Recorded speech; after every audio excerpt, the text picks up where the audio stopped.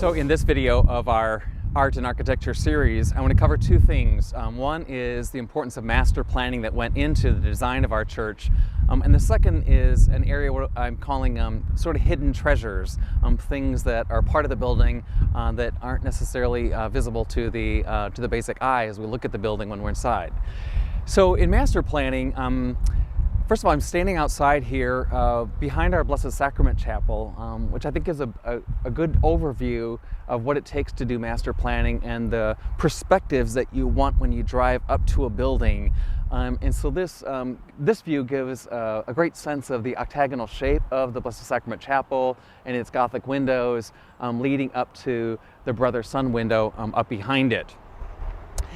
The master planning that we went into with our architects BCDM out of Omaha, it took a lot of parishioners involved as well.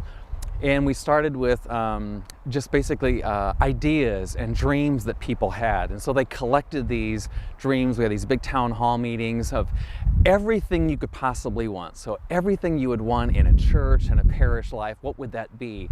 So over many gatherings of our parishioners, we came together with a long list of things, and they put together this master plan and a campus, if you will, of all that we said we wanted in the building.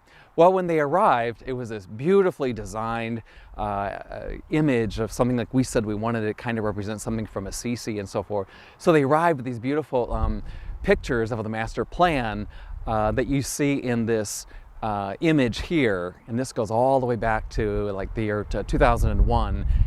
And you'll see in this image here how big the project was and all that it entailed. Of course, it changed drastically many times over the years.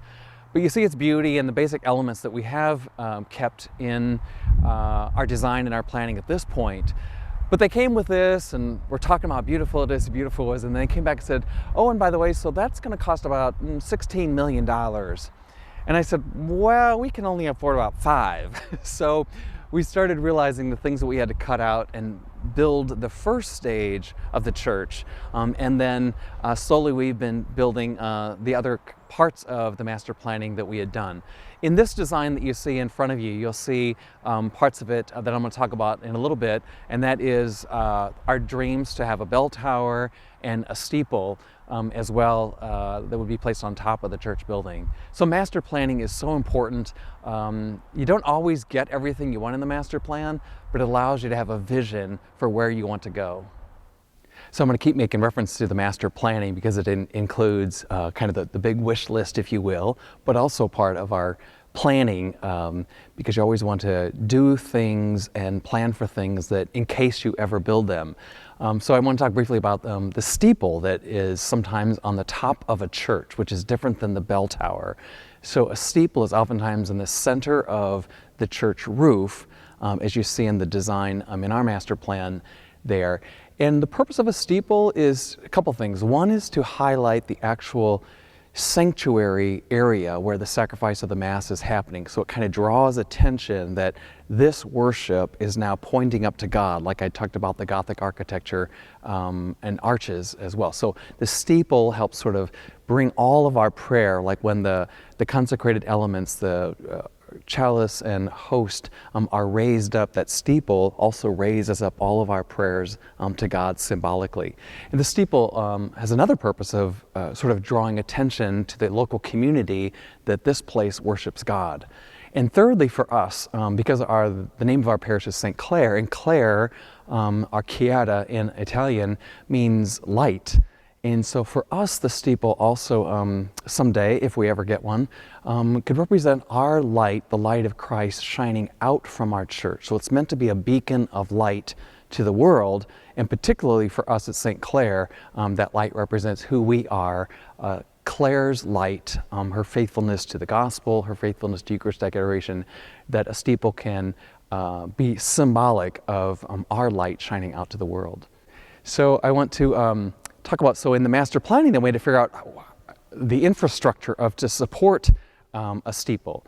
So I don't know if you've ever noticed before, that's why it's called hidden treasure, is that right above the altar in the ceiling, you will see these 2 extra beams that are there. They are actually functional beams, and those beams are meant to, they're the main support, steel beams to support a future steeple there. So we went ahead and put those in now because it was just part of the master planning and the design work. So they said if you ever want one, put the infrastructure and the beams in there now. So just kind of not to distract you during Mass, but sometime if you want to look up and see those extra beams in the middle of the church, that's why they are there for some future steeple.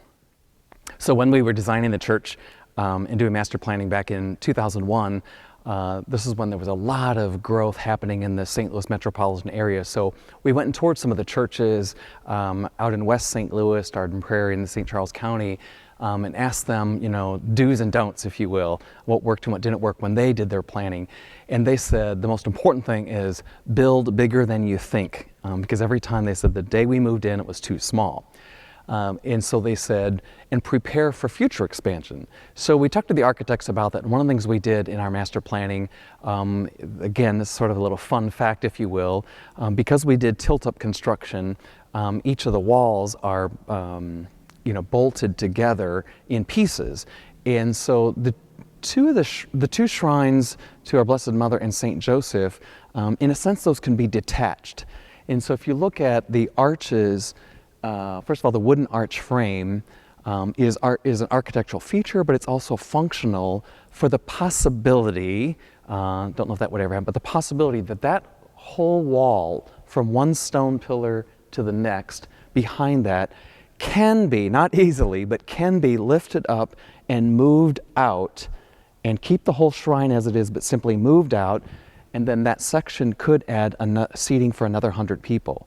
So if each of the shrines if we ever needed to add seating for 200 more people, each of the shrines could be lifted up, not easily, lifted up, moved out, and seating for 100 on either side. Again, part of master planning just for that possibility. It was an investment, building in that infrastructure with the steel beams and the decorative archways, but we thought it was important to do for some future date that may have a need. One of the things we talked about in terms of our prayer and worship here at St. Clair is the importance of music, and we have such a beautiful music ministry here. And so from the beginning, I had shared with our architects and our committee the importance of organ music in Catholic worship. And so we always had a dream that someday we could have a pipe organ here in our church. So since that was part of the master planning, I wanted to make sure that we thought about that in our planning and built space for some future pipe organ in our church. So one of the things, again, a little fun fact, if you've never noticed before, is up above where the choir sings and on the opposite side of the church in similar area are again two fabric covered sections that have presently the speakers for our digital organ. But that whole panel up there, we designed as kind of an empty cavity for some future date of having pipes for the organ music up behind that wall. So the wall would sort of come out and then the pipes would be put into that section here. And then we were fortunate to have somebody donate even just some basic ideas of what a pipe organ could look like in our space. And so they started putting together some drawings of what a pipe organ, how it would fit and what it might look like in our space that you see here in these examples. The other thing we're blessed with, we already have, while pipe organ can be very expensive, we've been blessed with 2 sets of pipes already given to us for free from the hospital sisters here at St. Elizabeth Hospital in our area, and the Springfield Sisters, HSHS. And so they've donated 2 sets of pipes, which is the majority of what we need for some future pipe organ that we hope to have someday. But it's good to always have a plan for that because it's such an integral part of our Catholic worship. Another little fun fact for our church construction is that we were clear that we didn't want hanging from the ceiling these big speakers, but we definitely wanted great sound in our church. So we hired an acoustician out of Denver, and he came in and really helped us design the best system for sound. And one of the little hidden secrets here is where we put the speakers. A lot of people may not know. And we decided to, again with our architects planning, decided to design them into the stone archway that you see behind the altar. So if you look closely, you'll see that in the stone archway is actually a fabric section. Now the fabric we chose to match the color of the stone, and behind each of those tall, narrow fabric sections are these series of speakers. And the type of speakers are called steerable linear, and so basically behind each of behind that fabric on each side are between 15 and 20, I can't remember the number, little tiny speakers that are directed, each of them are directed to a different part of the church, so that sound is shooting out to all aspects of the church, far and close by, so that everybody has good sound, but not distracting from our worship, but part of the architectural planning and master planning for quality sound and still aesthetic and beauty to add to our worship and prayer. Another sort of hidden gem that we have here at the parish, and I made reference to it in video number 7 when I talked about our Franciscan spirituality and the stewardship and the our care for God's creation. Video number 7, I mentioned one thing unique about our church construction is the use of geothermal heating and cooling. So I'm out here on this perspective of the church, and I'm standing on this mini field, if you will, where we have 200 wells drilled into the ground, 200 feet deep, and then they pump the temperature of the earth into our church for the heating and cooling system. So I just wanted you to see kind of this field, which is really on the northwest corner looking out from, I'd say, the St. Joseph Shrine. So that's where I'm standing right now. So it's just another beautiful hidden treasure of us caring for the earth and using the earth in a stewardship way for our heating and cooling.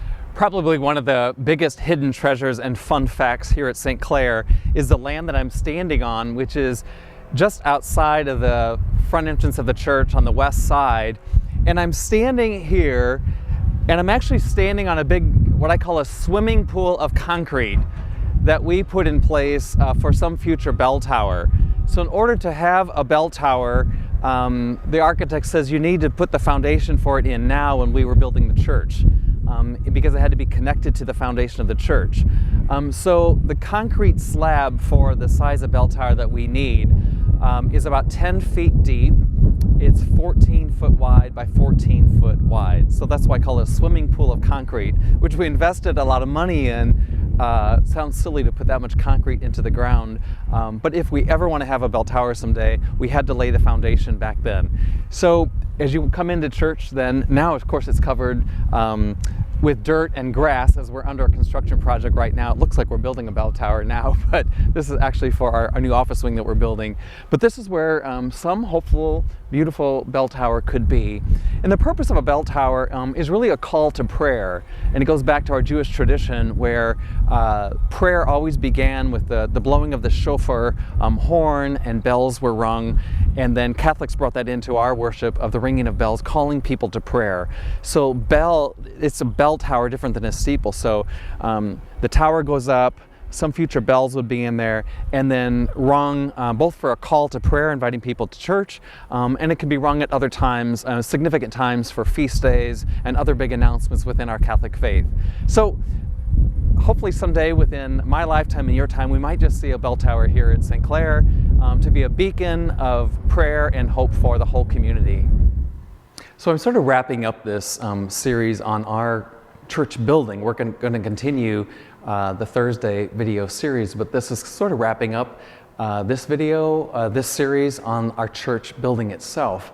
And so I've been talking about this structure, but I want to wrap up by saying something about the church with a capital C, which is you, the people of God. I've been talking about church, a small c building, and its significance. So this building in this whole video series is built by the people of God for God.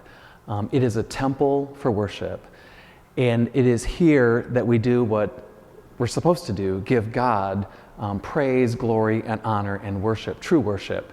It is a building meant for the sacraments of the church, from baptism all the way to the anointing of the sick and all the sacraments in between, because it is from those sacraments in this building that we are filled and nourished and fed with God's grace.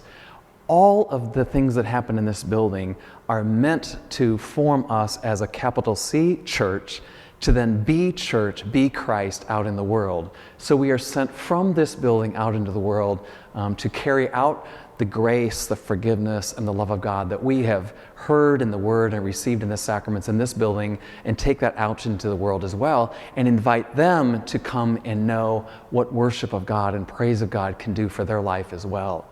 So as you think about every time you come into this building, think about yourself as a building for God.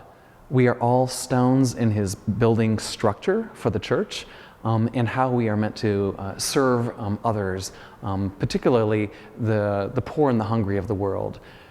Because at the end of the day, it comes down to Matthew's Gospel, chapter 25, and Jesus says to us, basically, on your final judgment, I'm going to ask you about 6 questions. How did you clothe the naked, give drink to the thirsty, welcome the stranger, and take care of the imprisoned? Christ is going to ask us, what did we do to care for others in the world? That's our final judgment question. We come here to worship God in this building to help us remember our ultimate goal of doing what Christ taught us, bringing His love and mercy and welcome to those so in need. In a broken world, we are needed to be people we are meant to be people that draw people together and unite them to God and one another. So let us be church out in the world for God and for His people.